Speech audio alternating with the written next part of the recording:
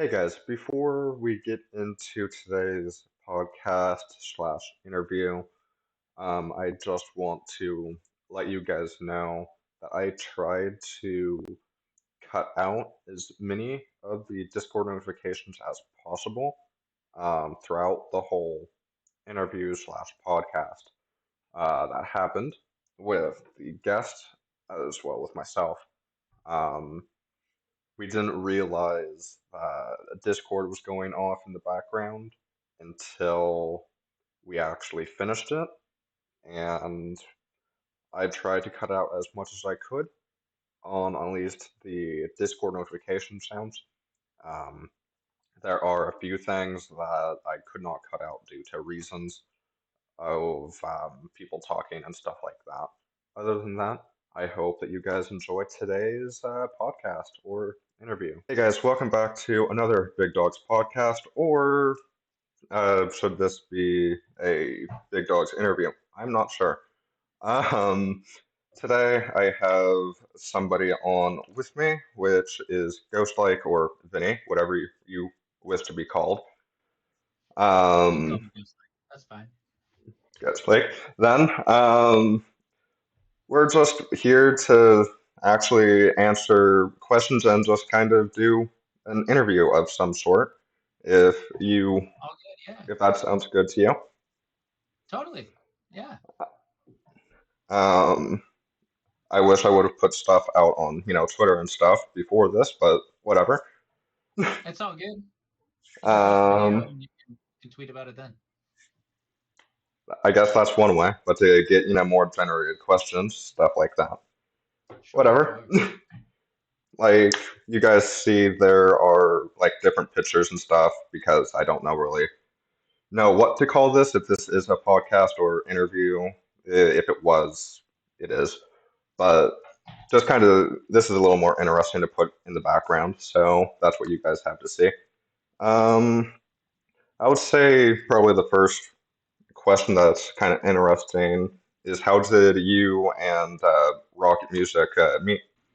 Rocket and I met in college. We took a songwriting course together, and we had been in the same major in college for like all of our years there. We had a bunch of classes together, but we had never actually introduced ourselves to each other. And then during the songwriting course, we were the first two people to showcase our original music, and he presented this song that had really awesome production, and I just went up to him afterward and I asked him where he recorded it, and he just answered my kitchen. And then after that, we sort of just became friends immediately, and I had been in the process of forming a band at the time. It wasn't a band to do original music or anything like that. It was really just like a cover band of like pop punk songs and stuff from like the 2000s. And we needed a drummer, and I asked him if he played drums, and he said I can, but I don't. And I was like, that works. So then we pooled our money together, me and three other friends, Rocket included, and we bought this used drum set for like $100, and it was a piece of crap. It was a bad drum set, and we used that thing for all our gigs for a really long time, and we just played music live together. And then years later, after we graduated and stuff, he asked me if I was interested in joining him on this project, because he and I were it's really hard to find people that you're comfortable with writing songs with, and he and I were just like instantly compatible. Even though our styles of music are so different, we just I don't know. I think we just both had um, like a certain amount of respect for each other as songwriters, and understanding and like belief in each other's vision, to where it just meshed really really well. So when he asked me to do that, I was like, yeah, sure, why not? And then years later, he was like, you want to move to Austin, Texas and do this thing like for real? And I said no. And then like 2 weeks after that, I thought to myself, when does anybody get the opportunity to move to a different state? Like it was halfway across the country for me. I was living in California. Like when does somebody get the opportunity to take something like that on, let alone actually take the opportunity? So there's only a certain number of people that actually get an opportunity like that, and then an even smaller number of people that jump at it. And I didn't want to live my life with a regret of like, what if I would have done that? So I took the leap. I quit my job and I moved out here, and I still live in like Austin area. Um, and yeah, I mean, it was the best decision I ever made. Probably a good one too, right? Yeah, the best one I ever made for sure. And that's kind of what I'm seeing with your channel as well. With Rockets, you guys do kind of two separate kind of music in a way. Um, Yeah. I, I mean, you guys with Rocket, you guys do stuff on like games and shots for like music. Mhm. When your channel is, I don't really know kind of what to actually say it correctly. You have your own, style and your own music if you want to dive into that. Sure. Yeah, I started this project a couple years ago, um, but I really didn't take it as seriously as I'm taking it until like this year. Like this year, I started taking it much more seriously. So now it's mid-April of 2024, and I started taking it more seriously, in January. I made a vow to myself to start releasing music on a, you know, semi weekly basis. So every 2 weeks, I'm coming out with one new song, and that's minimum. So sometimes it's 3 weeks in a row. Other times it's just every 2 weeks for a few weeks. Um, but the reason is I've come a long way as a songwriter and a producer, within Rocket Music. Right, I make a lot of the instrumentals for Rocket Music, and I'll make what I call like the bones of a instrumental, and then I'll send it over to Rocket, and Rocket will make it sound like a Rocket song. You know what I mean? So Yeah, and then we both write the melodies and the lyrics and stuff together over time. Sometimes he'll write more of the melodies and I'll write more of the lyrics. Other times it'll be flip flopped. Other times he'll do the instrumental, but he won't have the ability to work on melodies or whatever, or he'll have just one little idea and he'll send it over to me, and I'll just go off and I'll write a bunch of stuff. So I've had that experience for like 400 songs. I think we've written almost 400 songs now. So I wanted to take that and say, can I take a song from conception to where it's released? And with all the things about production that I know now that I've learned from Rocket, like everything that I did before being part of Rocket was just like acoustic songs. That's it. I would do harmonies and write acoustic songs, and that's really it. And now I'm adding an element of like very very produced portions of my instrumentals, and really produced like vocals and vocal quality and stuff like that. And it's taken me a long time to get to the point that I'm at and to feel comfortable to actually release the songs. But I was listening to a podcast with this artist Nick D. I don't know if you know who that is or not. Um, but he was just kind of talking about getting yourself out there and how it's important to get yourself out there. And if you believe in yourself, then there's not a reason to not try. And and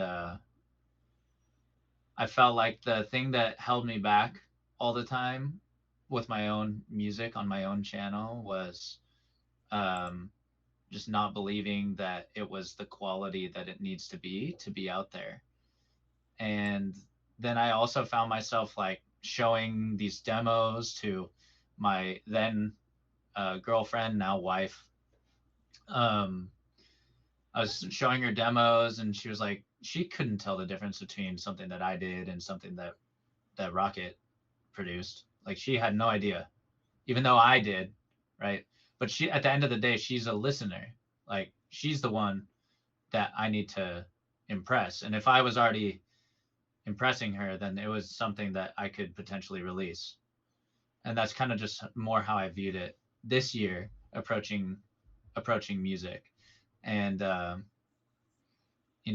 have gotten the songwriting reps in for years, and now I need to do it in like a solo capacity, and that's what Ghostlike is all about. And it's about writing music like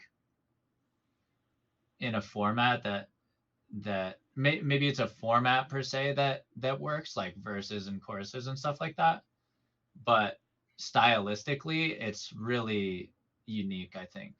And it's how I've always written music. It takes a little bit from something way over here and a little bit from something way over here, and it finds this sort of like unique center of whatever the heck it is that I'm working on, whether that be more towards like an acoustic thing or more towards like an electric thing, or even like rap or whatever. But for the most part, I try to stay away from rap because I'm not that great at it personally. That's what I believe. I mean, you could always try. Yeah, I can always try. Another thing that we've actually, well, that I've done some research on is you, I believe, as well with Rocket, are co-funders, I believe, of NPC, right? Yeah, yeah, Um, Go ahead. yeah, sure. So, uh, Nerdcore Party Convention is co-founded by me and Rocket, as well as Pat Fan and Skull from JT Music. So it was our idea to just create like a meetup. But Rocket and I we always in the back of our minds, we always wanted there to be like a nerdcore concert, and it to showcase all these artists, because we like I said, we started off, we were in a band together. Like we're live performers. We love live performing. We've been performing live, our whole lives. We didn't want that to be like what made up our group, because in our hearts, like we want to be songwriters, and that is something that we're more driven to be than performers, but we both love performing. So we were able to work with the guys from JT Music and find sort of like a happy medium of where all these people that produce music on a weekly, biweekly, or semi-weekly rather basis.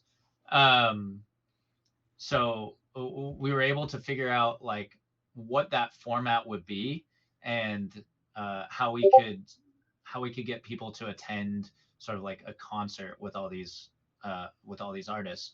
And luckily, because the community is so tight knit, and we're friends with so many of the people now, we were able to get a lot of people to be on board with wanting to perform. And it's really, really awesome, and it's come together so great. Like the first year we did it, it was literally just a meet and greet, and with some artists and some fans at a pizza place. The next year, it was in Nashville. It was in an art house, like in the backyard under a tent with 100 people.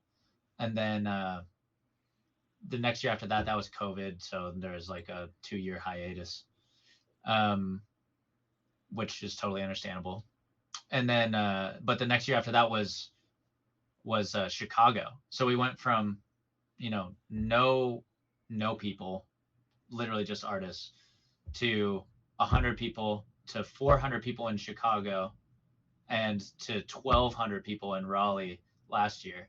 And this year we're trying to get up to 1,400.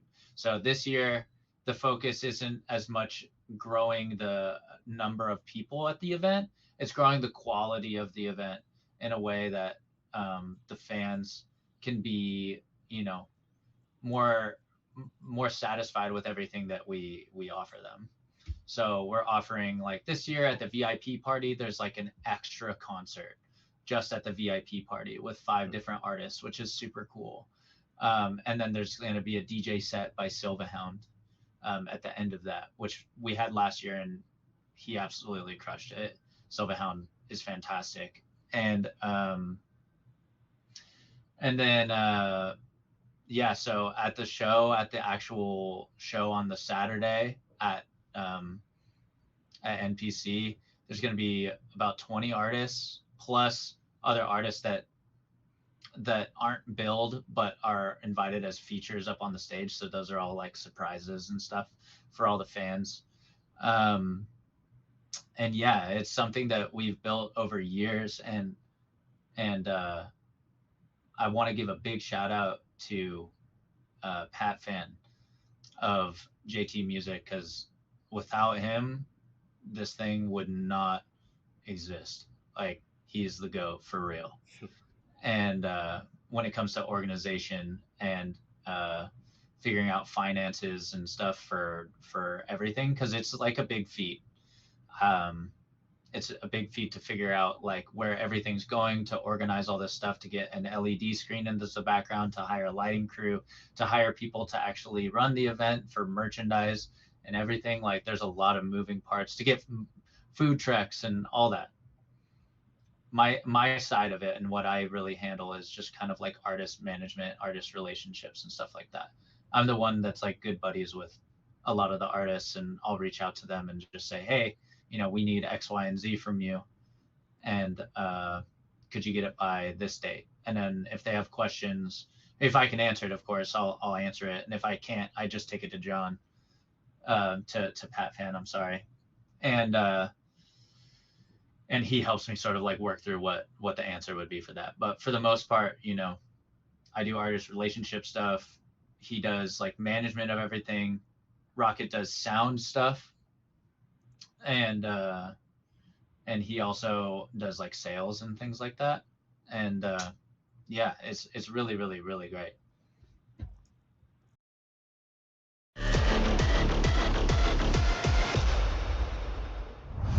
If I went to one event every year and I wasn't allowed to go anywhere else, it would be NPC. This is the place to be if you are a fan of nerdcore or you're a nerdcore artist.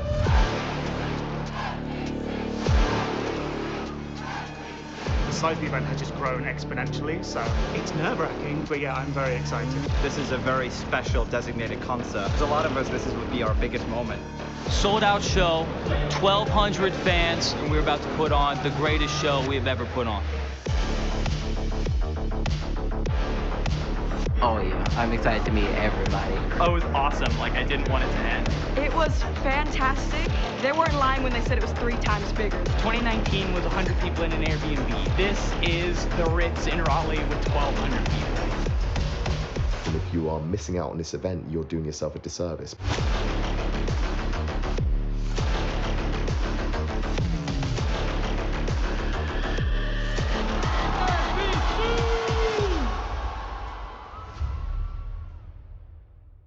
How long do you guys think you guys want to keep like NPC around? Like, do you know, is there like a cutoff date or year, You or know, I it's for the foreseeable future as of right now. Like, I don't see there being a reason why we would stop doing it unless there is like, I don't know, something that happened between people in the industry or something like that. But really, like, for anyone who watches this, they'll know like it's the most special event of the year, and once you go, you'll never want to miss out. It really is just, you have to be there. And my I've invited my siblings. My 2 of my brothers have gone, and they're not in the scene. They're not like part of nerdcore in any way, shape, or form, but they're both musicians, and they can understand that. And they've been, and both of them are just like, this is the craziest event I've ever been to. Like, they say it's just like immaculate vibes. Like, everybody there is all positive the whole time, and you can just feel it in the room like the whole time. And it's pretty hard to come by any event that has that, let alone one about like something like this. And we're so proud to be people that started this event, and we hope that we can expand it in a ton of different ways over time.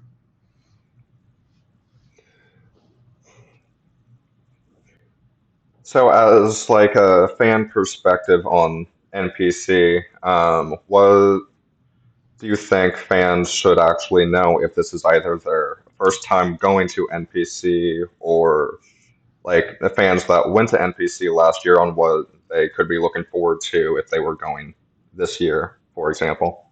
Sure. So anybody that hasn't been, but is going to be there this year, just know that you're finally going to be going to a place IRL, like where you can be 100% yourself, and like shamefully yourself in every facet of you, and every single person there is going to respect you completely, which is like not something that I feel like a lot of people can say for like every situation that they get in, or any situation really. And for people that are going back, welcome back.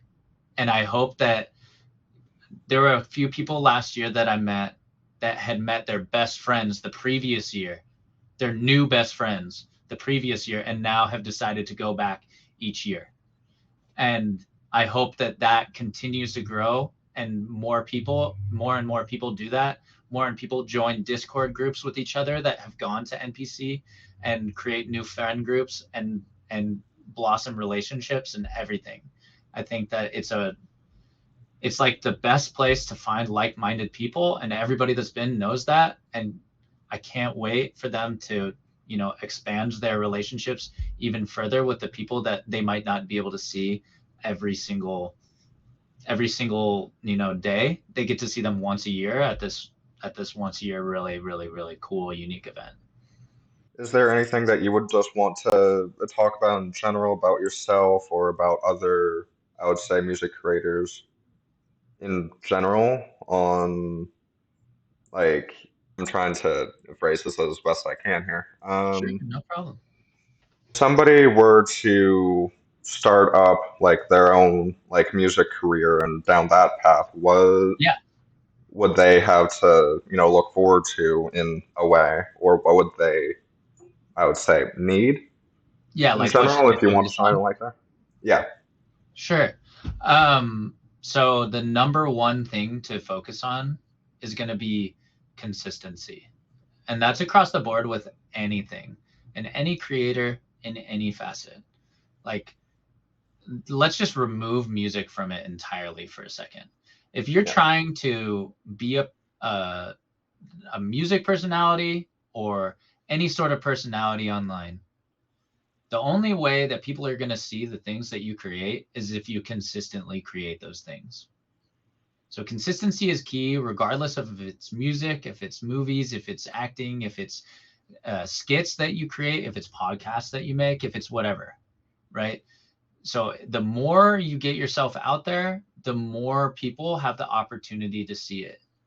And then if somebody likes, let's say somebody likes your content, regardless of what that content is, let's say somebody likes your content, they're not going to want to watch the same content over and over and over and over and over and over again. They're going to want to know, like, if somebody listens to my song that they like, sure, they're going to want to listen to it again, right? If they really liked the song, yeah. But what's the other question that a new listener is always asking? New listeners always asking, do they have other music? Like, are there more songs like this? Because I love this artist. Are there more songs like this? And the number one way to access more songs like this is to listen to more of that artist, because that is their sound that they create. So just create a catalog for yourself. That's what I'm focusing on this year, is creating a catalog for myself, and making, the goal for me this year, and the goal for any artist out there, in my opinion, this is what it should be, is to make as much music as you can and create deadlines for yourself. No matter what those deadlines are, make sure there's a minimum threshold of deadlines that you have. So for me, it's one song every 2 weeks minimum for the entire year. Some weeks I'll do more. right? Some weeks I'll go, maybe I'll go a month where I'll do, one song every week for a month. But I know just going into the next month that I at least need to do a song every couple weeks. So, and I have time to work on these things. Like I'm making time. I'm working late into the night, early in the morning, around the schedule that I already have for work that I'm doing, writing other songs. So like literally all I'm doing every day is writing songs all day, every day. So sometimes I get pretty burnt out. And sometimes, yeah, I can't do a song this week. Okay, sure. But other times, maybe I'm feeling it. Maybe I'm in it. Maybe I want to do 2 songs that week. So I can do 2 songs. I can set it up for the next 2 weeks in a row. And then I can have a little break where I'm working on only Rocket songs. Right? Or vice versa. Maybe I'll work on like 3 Rocket songs in a row. And then we have the next 3 weeks set up. And then I can just focus on writing my own music, writing Ghostlike music. Right? And so again, the important thing is to set deadlines for yourself and to stay consistent, regardless of if that's music or being a YouTuber, being a podcast person, being any sort of creative that you are trying to be. You need to stay consistent and set deadlines. And the more you hit the deadlines that you're setting, the more comfortable and a routine that creativity gets in your life. And when that creativity becomes routine, then you're not thinking about it like it's I don't know, a chore or something. You're thinking about it because it's fun to do. Oh, it's my time to write music. Oh, it didn't work out tonight, but since I have this deadline, I'm going to wake up early in the morning and I'm going to work on it before I have to go to work. Or I'm going to, I have something to do tomorrow, so I can't work on it tomorrow. Maybe I'm just going to step away for now. Maybe it's dinner time. Maybe I'm going to go eat dinner and then I'm going to say, hey, mom, hey, dad, hey, roommate, hey, boyfriend, hey, girlfriend, hey, whatever. I'm going to get back and try to work on this for another hour and see what I can come up with. And then maybe that hour turns into the most important hour you had the whole week. I was just saying maybe that hour turns into the most important hour you had the whole week. The hour that you take extra, even if you have to tell whoever you're hanging out with, whether that be your roommate, your mom, your dad, your brother, your sister, your boyfriend, your girlfriend, your whatever, doesn't matter. Maybe you tell them, hey, give me an hour after dinner and I'm gonna work on this thing that I felt like I was stuck on. And that hour becomes the most important hour you had the whole week and spawns a bunch of extra new creative things that you can create. Definitely. I would say probably another like important question that we probably haven't hit on yet is like, Sure. what would you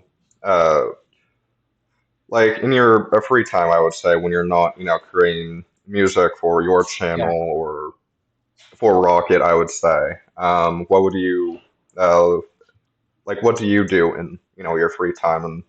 whatever? So there's like 4 things, I guess, that I do. I don't consider it free time, but I like working out and staying physically fit. I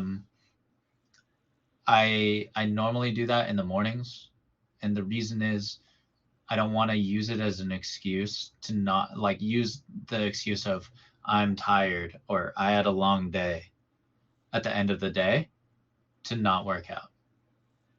So whether it be like going on a walk or going on a run or lifting weights or anything, any sort of physical activity, you need to get that. Like I personally, I like getting that in at least 3 times a week, if not more. Ideally, you would go 5 times to 7 times a week, but at least 3 times a week. And and normally in the mornings. It's like a wake up routine. I'll wake up and I'll work out. Another thing that I like doing is playing the game Valorant or Counter-Strike.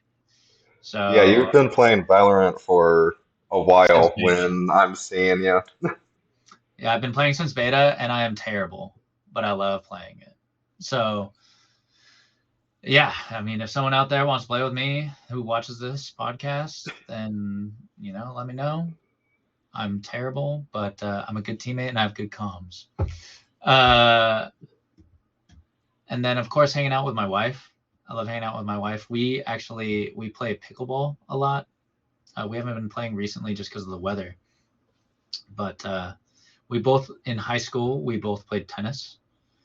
And we were both on the tennis teams.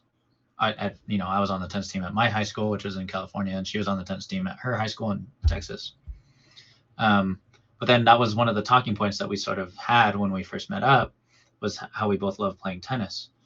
And we played together. We're pretty similar and we're pretty competitive with one another with that. So once we started playing pickleball, it was kind of just like an easier, dumbed down version of tennis. I'd say it's almost closer to standing on a ping pong table than it is to small tennis. But yeah, we love pickleball. We play it a lot. But again, we haven't really been playing recently because of the weather. What else do we do? I mean, of all the things that I do, that's probably like the things I do the most, like things that involve some sort of like physical activity. Or mental activity. So like the games that I like playing are like strategic, right? Like Valorant is a very strategic game. You get shot one time in the head, you die. So like you need to figure out exactly what you're doing. It's a strategy FPS. We also like playing the New York Times crossword. So I do a lot of crosswords at home and various games on New York Times. Like Connections is a newer-ish one that they have that we really like. And then they have Wordle, but Wordle got really easy. And so now we're trying to figure out different ways to make it harder for ourselves. And actually just last night we figured out a way to make it harder where we have to use the word from the previous day. Gotta love dogs. Actually, speaking of dogs or anything, do you guys have any pets at your house or apartment? No, currently we do not. I want to get a dog though. So we just got married like 3 weeks ago. And we said after we get married, we're probably going to try to find a dog. But we want to do, or I personally, I don't know if we're going to end up doing this, but I would rather do a rescue that's like 4 years old or so. Mostly because like the older dogs, like 4, 5, 6, they don't really get, they don't really get the treatment that they deserve. They're dogs, dogs are like eternal love. They just like, no matter what, they just love you. And every time you come home, they're happy to see you. Personally, I love cats more, but cats are feisty and my wife's allergic, so can't get them. But I also love dogs. I grew up with a dog. I grew up with a cat as well. And my sister also had pet rats growing up. Had a lot of pets in our house. A lot of different types of pets. Not a lot of each pet, but a lot of different types of pets. Must have been fun. Yeah. I don't know if this has actually been answered or not, or if you want to answer this. I know Sure. this might be a personal question to you in a way. How did you and either your girlfriend, wife at the time, or now at the time, meet up in a way? We met on a dating app. So we met on Hinge. It's just a dating app. The app that's meant to be deleted, I think, is what its slogan is. But Oh, I was fun. looking for something serious, and so was she, and I think it was just the right time in our lives. And yeah, I mean, we've been together for coming up 4 years. So Wow. If someone is new, I would say to you, or if someone is, just watching your content, I would say for the first time, yeah, what would they uh have? What would they have? What do you think they should know for them to either watch like in, I would say, like the future, or for them to keep on, I would say, coming back to said content that they are watching, I would say, if that um, makes sense. yeah. I think a lot of people will write songs about something that's like trending, or like even if it's even if it's an artist that's not like nerdcore, if it's just like an artist, they'll find things to write songs about that are sort of like trending online or whatever. And the focus for this project is really writing about things that I've been through, whether or not it's in my current relationship or past relationship, or something that I hold dearly to me or whatever. And everything that I write about is like completely authentic. And I have done nerdcore songs in the past, and like a love of video games and stuff like that. That is a completely authentic love and all that. But the goal for this project, at first I wasn't sure, do I want to do songs about video games and stuff. Um, but I just felt like for this, I just wanted to do something that I hadn't done in a really long time, and that was write songs authentic to me and experiences that I've had. And that anybody who's listening for the first time, just know that, you know my music is trying to connect with you on like an emotional level. And not that nerdcore music doesn't connect with people on an emotional level. In a lot of ways it actually does. um, but the focus isn't going to be about telling you a specific thing that's going on within like pop culture or anime or video game or whatever. It's just something that happens in like an everyday person's life, you know and that's what the focus is going to be on. And if that's something that relates to you, that's cool. If not, cool.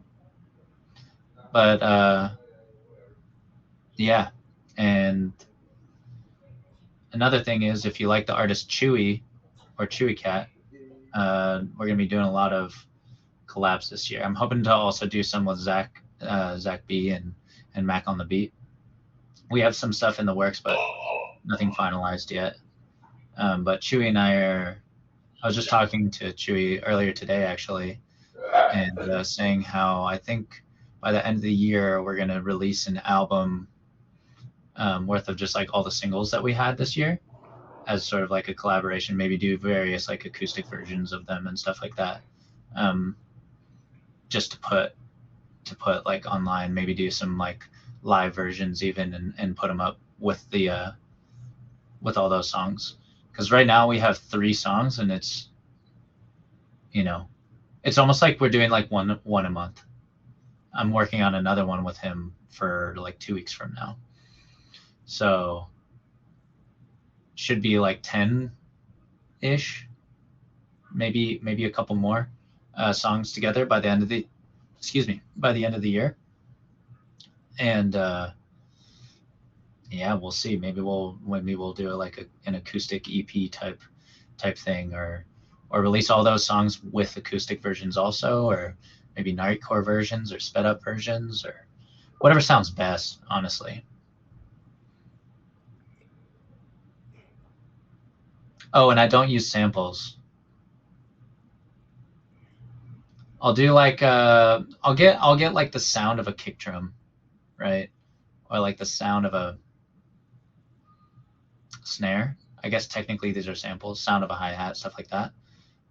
Um but I don't like paste a melody in from Splice or something like that, and then just use that melody, all the melodies and stuff that are in my songs, and those are all made by me. So most recently, I was. This was actually. Let me check. Oh, I'm in the wrong thing. Oh no, I'm not. Where's my? There we are. So, a few months ago, we've made, or yeah, I think we've made, a Discord server, for you Yeah, and you did for your that. channel. Yeah. Thank you for that, by the way. You're welcome.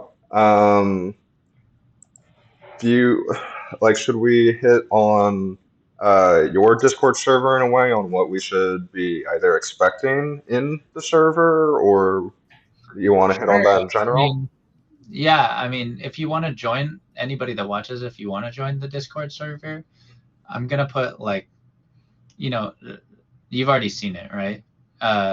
Like I put little demos of different instrumentals that I'm working on in there.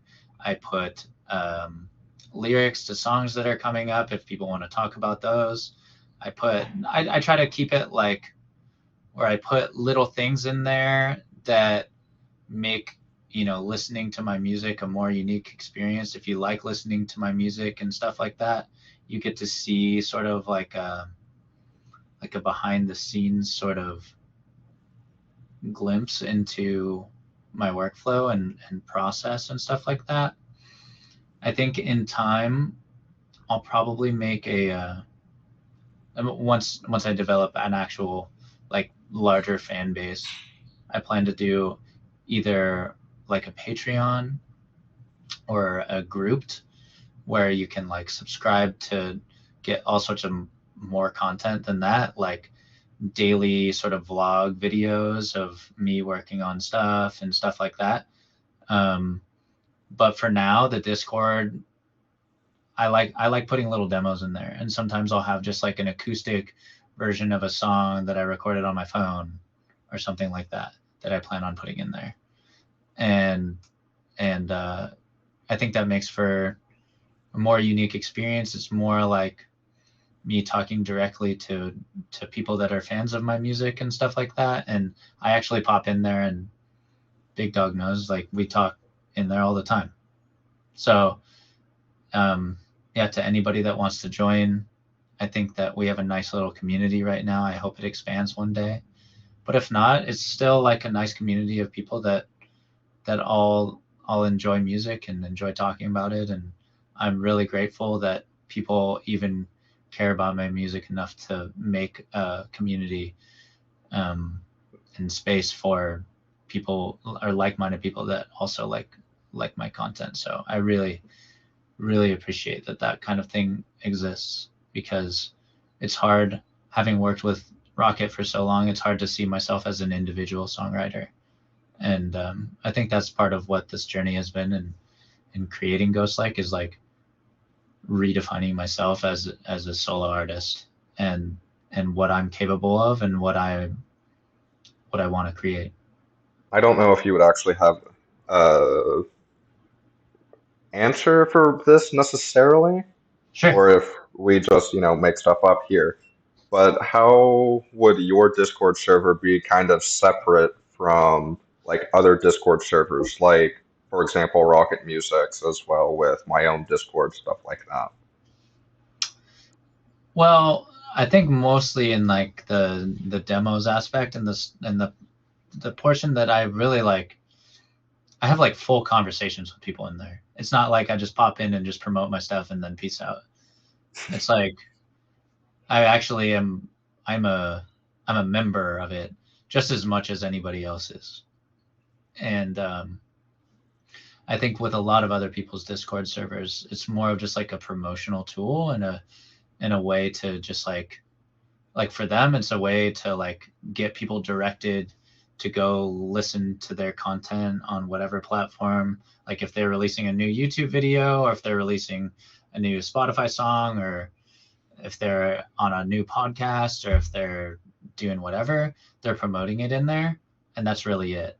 And for me, it's more like a place, obviously it is that, but it's also a place for me to like post my music in the most vulnerable way in there, like music in a format that you're not really going to get from many other artists, like something that is never going to be hitting the radio or hitting Spotify or anything like that, like the most stripped down version. I'm going to have people, voting on what version of what song they like, of a certain song that they like. And, then, as a part of the community, like, that you're responsible for me releasing the version of a song because it's the version of the song that the community likes more than, maybe a different direction that I was thinking of going, because I didn't know, because I liked them both. Maybe I like them both and I just need an opinion. There's the best opinion for me personally, the best opinion that I think I can get is the opinion from people that listen to my music regularly. And so I go in there and I have conversations with people, and I'll put a poll up, but it won't just be the poll. I'll put the poll up and then I'll have conversations with people about, is this something that you would listen to? Like, stylistically, is this something that you like, or whatever? And yeah, I mean, it's more of a personal touch than it is just like an area for you to receive updates. Definitely in a way, yeah. In I would say that in your server, there's definitely more of a change on how you're taking it than other creators, which I like. In other ways, that we do have channels that way they can interact with you in there most of the time. What the staff team and I are kind of trying to do in general is kind of split stuff in a way, if that makes sense. Yeah, totally. Where you guys have, the general chat and stuff like that, but if people, want to ask like questions and stuff, that's where we kind of split stuff. Where you were actually just kind of new to that, I believe. Yeah, Where I didn't know that was on there. So the first time I got a question on there, I didn't answer it for a really long time, but that was because I didn't know that it was an aspect of the server. But now I know, and now I added that to my notifications on Discord, so I will answer questions. So yeah, that's kind of where we put, questions where if people do have questions, all that they have to do is just kind of follow that the tab that they would want, ask you questions there. And that's kind of more of like a one-on-one type of direction we want to try and take the approach to. Totally. Not saying that they can't ask you questions, in the general chat or whatever, but we would still, I mean, preferred, try and ask them in the proper channel, but it doesn't matter overall. Yeah, it's very casual in there, I would say. Yeah. Another question that was kind of just on like my mind is like, have you ever thought about making your own like merchandise? Because I know Rocket has, Chewy has stuff like that. Yeah. Yes, I have. I just don't think that I'm at a level right now where it would be something that would be lucrative in any way, shape, or form. Like, I think it would just cost me a bunch of money to do, and that it wouldn't sell. Maybe I'm wrong in assuming that. I feel like you're probably one of the people that would buy something. But I don't know. Well, me as well as the whole staff team. Yeah. I don't know how many other people would. Like, but you guys are like, I feel like I would just send you something because you guys do so much for me. But yeah, as of right now, no, I'm not going to do that. But what I'm thinking of doing is like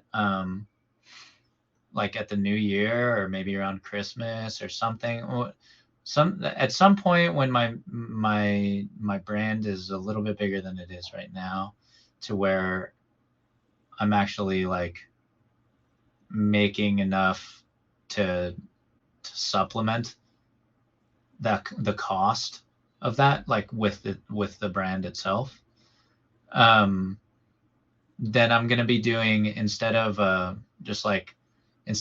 stuff that's in the shop all the time, I think I'm gonna try to do drops of stuff. So like merch drops of hats or shirts or sweatshirts or something like that. So like, you know, in the winter, maybe I'll do like a sweatshirt merch drop thing, and it'll be for like a very short period of time, like a week or 2 weeks or something like that, where you have the ability to go buy something, and I only have a limited inventory of like 50 items or like 100 items or something like that. But I'll design the shirts or sweatshirts or whatever with either an artist, or I'll design it myself, because I love clothes. That's something that I'm just interested in general, is clothing.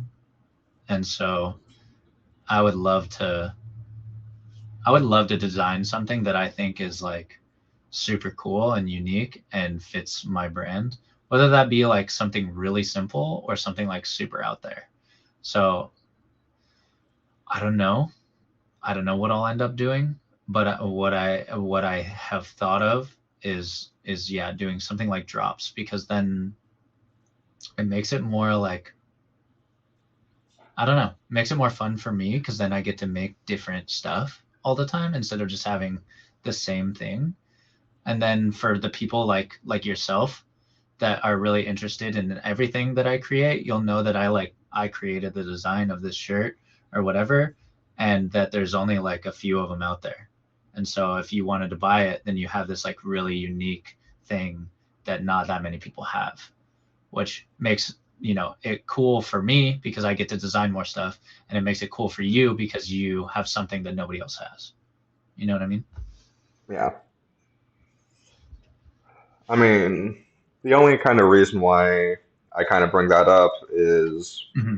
that could, you know,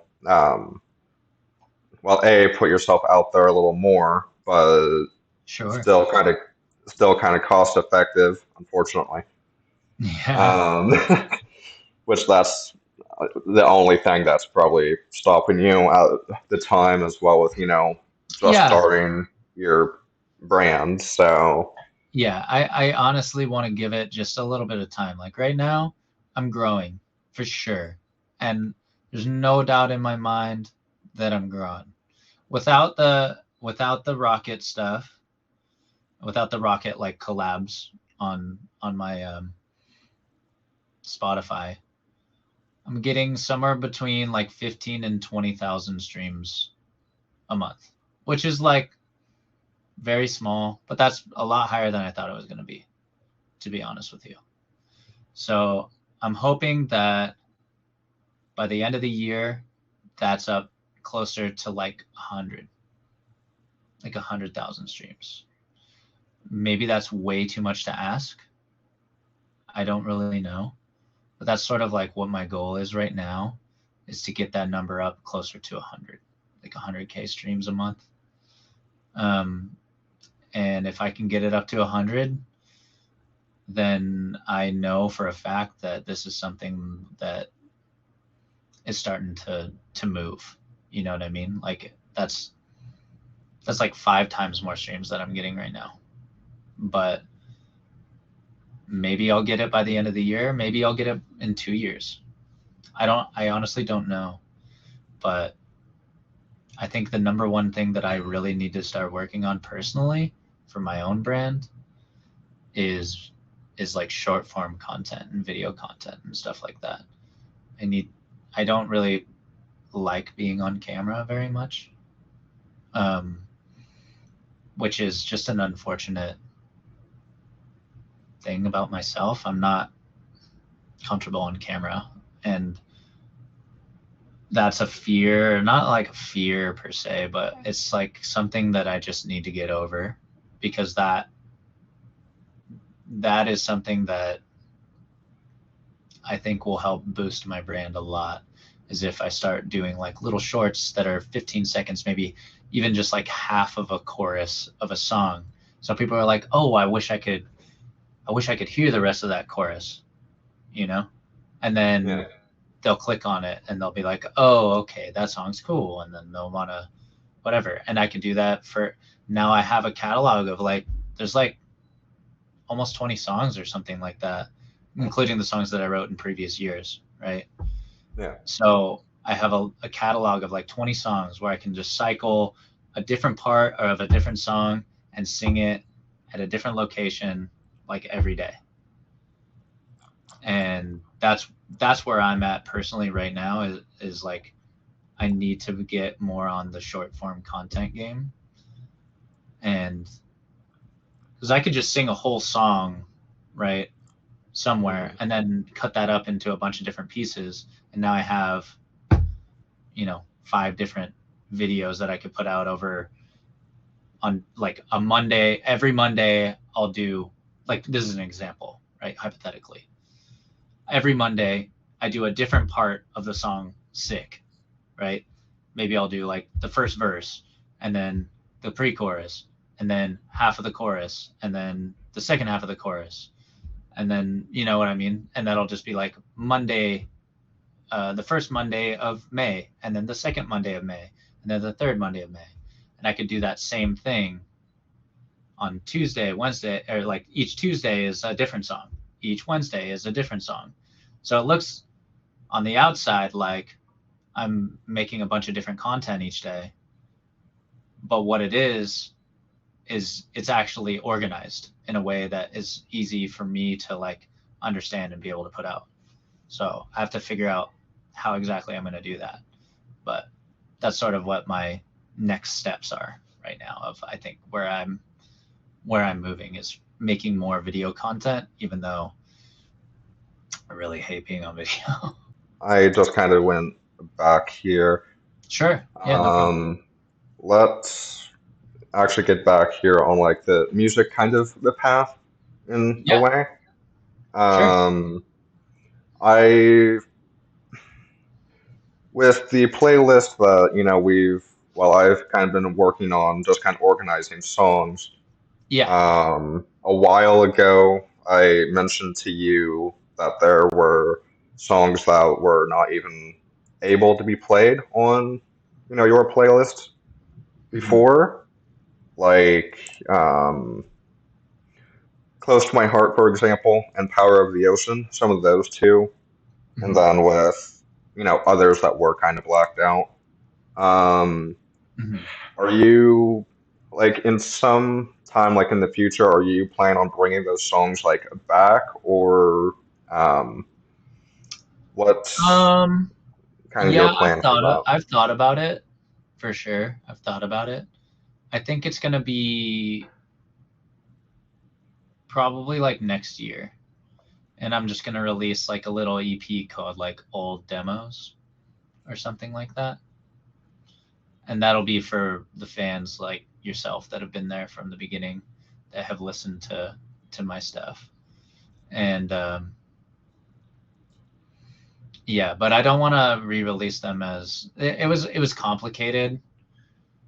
I had to like change the artist name on them, and then there were certain ones that didn't work properly, and it was a long, complicated process. So that's the reason, really. That's honestly the reason why they're not up. Okay. But I mean, I own them and I wrote them, and there's not an issue with like ownership or something like that, and that's why they're taken down. I just wasn't able to do it. I think the one that I missed the most of those is probably Infernal with Connor Quest. That was a fun one. We've been going at this for a while, honestly. Yeah, it's all good. While you were talking, we actually hit like an hour here. I'm just trying to think of other things, kind of going through stuff. Yeah. So like, my goals right now, and this is early days, right? Like, I started taking this thing seriously this year. It's been a couple months, and maybe this time next year we can have another conversation and sort of like talk about all this stuff. Like, what did this past year do? What have I learned? Like me, like what did I learn or whatever? And maybe you'll have learned some stuff as a podcaster too. But I think my goals right now are to release more content and build up a library. So my goal when I started was to do a song every other week, right? Semi-weekly songs, at minimum, with the goal of hitting 100 releases on my own personal channel. So like that goal, right? The long-term goal is like a 3 to 4 year goal. And once I get to 100 song releases, then at that point I can say, okay, is this something that I want to keep doing in the same capacity? Is there a change that I want to make? Is there this, that, or the other? But the goal is 100 songs. And I'm doing that like full steam ahead until I hit 100 songs that are released under the Ghostlike brand. Songs that I have produced. So those are not inclusive of the songs that I have released that are with the Rockit music brand. Because those are all mixed and mastered by Rockit. So I want to produce, mix, master 100 songs that are on this channel or this Spotify page or this Apple Music page or under this artist name. And then at that point, then I can say, you know, do I want to keep doing this? Do I not want to keep doing this? Do I want to do it differently? Should I change now? Like, is this the time to change stylistically, production wise, to hire a producer, to stop making music entirely? I don't know. But the way I see it is, I don't think, I mean, maybe I'm wrong, but I don't think there's a single artist out there, no matter if they're good or great or like mediocre or bad or whatever, because art is art. It all depends on your taste, right? Like, I might think something's bad that you think is the best thing you ever heard. So it's all subjective. But I don't think there's a single artist out there with 100 songs that hasn't found some sort of success as a songwriter. And that's kind of the journey, right? Like, I'm going to write 100 songs. Is this project successful? Yes or no? And then maybe I'll create a new project, and then I'll do 100 songs under a new project name in a different genre. And then maybe I'll do a different thing. And then, you know, or maybe I'll do a new band. Maybe I'll start a new band. It'll be like me and Chewy and some other people, and we'll do 100 songs together under an artist name, you know? And, you know, I think that, yeah. Or maybe I'll just continue writing as Ghostlike after that, just until way later. But then I'll have enough income to where I can do like cool music videos and stuff like that. But I really want to get to the point where, like, financially, I want to get to the point where where my wife can quit her job and she can, you know, be a stay-at-home mom if that's what she wants. Where I don't have to worry about money or whatever, but and we want to be able to travel too and like do cool stuff. Plus, when I'm traveling, I'm still writing music all the time, you know? So I don't know. And on top of that, like, outside of just like financial goals, I just want to be happy as a songwriter. And like, I want to tap into, you know, the best version of myself as a producer, as a songwriter, as everything. And I feel like I haven't peaked yet. I haven't even gotten close to my peak, and I don't even know what it is, and I'm so curious what it is. Definitely. With the last, few minutes that we have here, um, the I would say last question that I would have, and probably that most people would have here, is I know I do, reactions to your songs, Yeah. but in general, if somebody else would want to do like reactions to said your songs, would they be able to in a way where they don't have to worry about anything?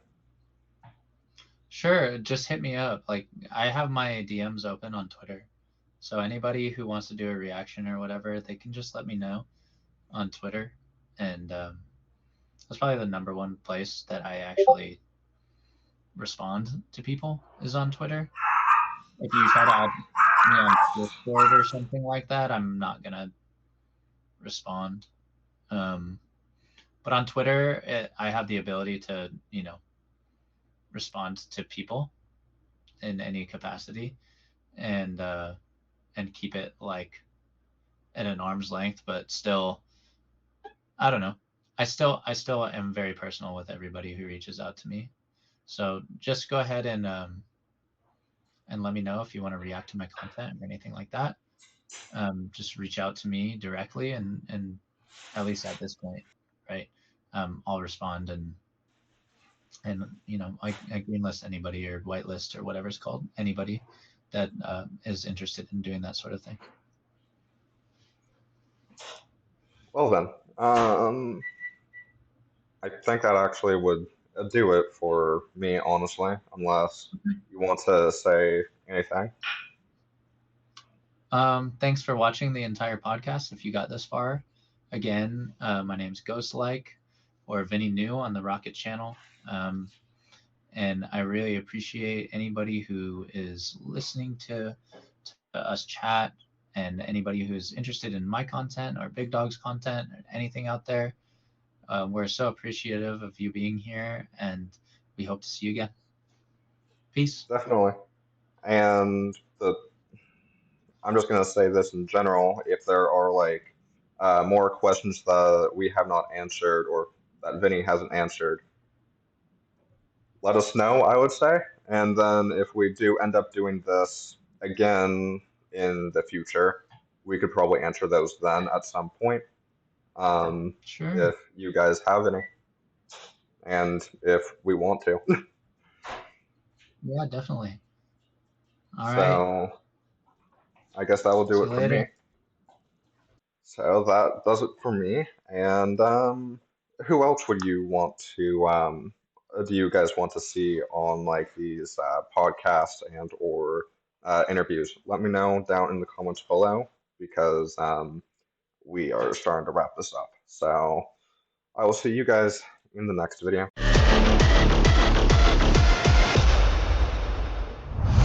If I went to one event every year and I wasn't allowed to go anywhere else, it would be NPC. This is the place to be if you are a fan of nerdcore or you're a nerdcore artist.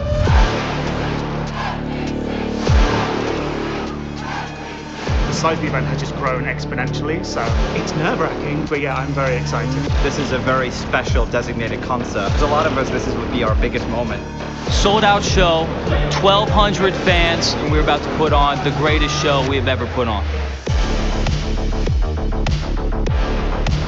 Oh yeah, I'm excited to meet everybody. Oh, it was awesome. Like, I didn't want it to end. It was fantastic. They weren't lying when they said it was 3 times bigger. 2019 was 100 people in an Airbnb. This is the Ritz in Raleigh with 1,200 people. And if you are missing out on this event, you're doing yourself a disservice.